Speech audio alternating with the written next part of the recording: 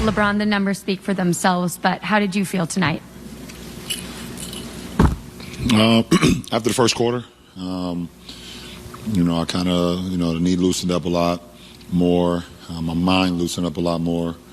And I was able just to play basketball. But just excited to be back in the uniform, back on the floor with my guys. Missed them. I missed the game. And, happy I was there to make a few plays to help us win the ball game. In your 5 games out, Anthony Davis has returned and been putting up numbers that have people calling him, bubble AD. What have you seen as you've watched from the sidelines? The time that he missed brought back the hunger. And it's literally that simple. LeBron, we've spent a lot of time, I guess when the limited games that you guys have all been together, about trying to figure out fit and getting everybody kind of together. What's the message to a guy like Russ after a night like tonight?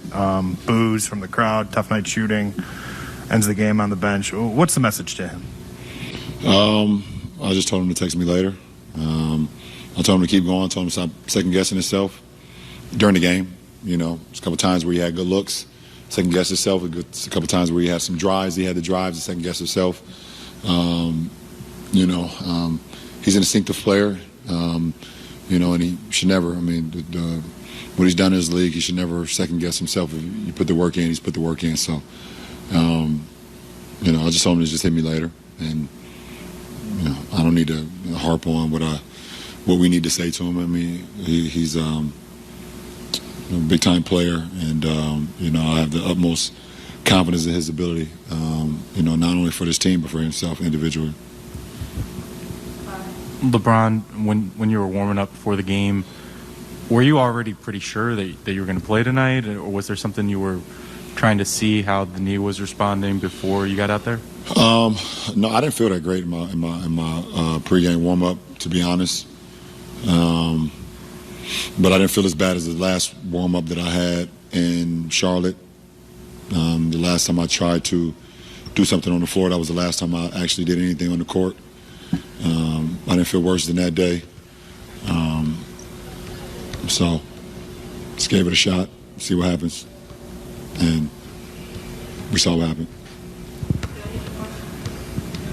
LeBron, how has Malik taken advantage of kind of the opportunity that's been presented kind of with the circumstances of this season? And then where does he fit in kind of on of the guys you need to get to where you want to go this year? It seems like he's really emerged as one of the most important pieces of this puzzle.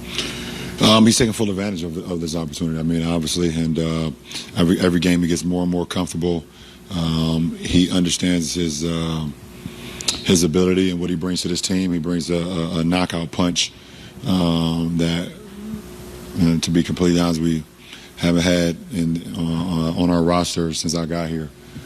Someone that can literally, if he makes one, it could be 2, 3, 4, 5 in a row, and it comes in bunches. And he's a big time scorer, but I think what's very underrated about his game is also a great playmaker as well.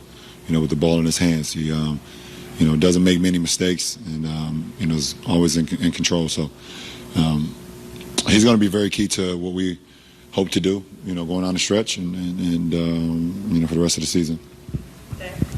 You might get a call from JR about that. Yeah, Swish is one of those guys too. I agree. Yeah, Swish is definitely one of those guys who, he did it in Game 7 in the finals too, where he came in and hit 3 straight big-time buckets that we needed after being down at halftime. So Swish is definitely on that list. So I got a question for you. In the time you were out, Tom Brady retired, and publicly we've seen you guys both motivate one another. Who knows what the relationship's like privately, but I'm curious if his retirement struck you in any sort of different way, considering you were out with an injury, and if it made you think about, like, hey, I still get a chance to return. I personally was just so in shock when I saw it. I was one of the ones that didn't say anything when the first initial announcement came out. I didn't retweet anything. I didn't say anything because I wanted to make sure I heard it from him. And then when he came out with his announcement, I was like, It's just, as a guy who's kind of just been kind of my motivation factor over the last few years, seeing what he's able to do at his age, and always kind of being a leader of a team, and even at his age, people still gravitate towards him and gravitate, his energy and how he prepares and things of that nature. So, small piece of me was definitely left when Brady decided to retire. That's for sure. Say that again? Did it give you any extra gratitude, the fact that you would be able to come back and you'd be playing more? Yeah, I mean, but I don't think it was a correlation. It wasn't anything that was, side to side. I mean, I listen to the man gave us 22 great years, and obviously the numbers speak for itself, the championship speak for itself. But I just think the way he, when he got that starting job in New England, from the time he was a starter, the way he just carried himself as a professional, day in and day out, committing to the game, was something that's just it's a remarkable thing, and something I've always looked up to and respected. Trevor stepped up the last couple of games with Melo out.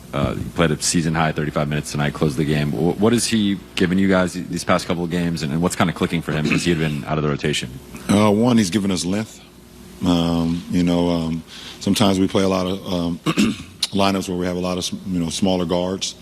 So it's at times challenging to rebound, and we have some difficulties rebounding at times. But with TA, I mean, in his 35 minutes, he had 8 rebounds, and defensively, he's always been great. I thought he did a heck of a number on Julius. I thought Julius was great tonight, but he kept his body in front of him, made him take tough shots. When he made tough shots, he still had a hand up, in his face.